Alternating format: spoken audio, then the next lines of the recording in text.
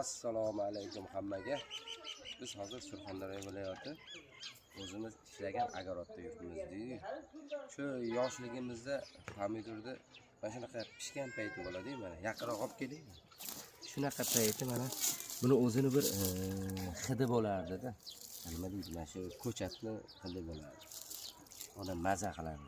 O'sha paytlar, o'sha yoshligimizdagi davrlar chiqib Sonra ketib ketamiz. Qarang, rosa pishib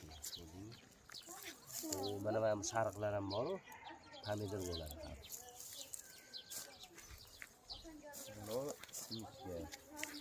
Plus hamma narsa bor ekan.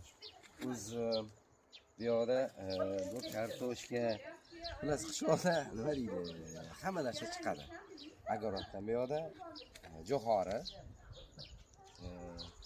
tunika, bu yoqda kartoshka, plus agarotda dehqonchilik o'zimizda.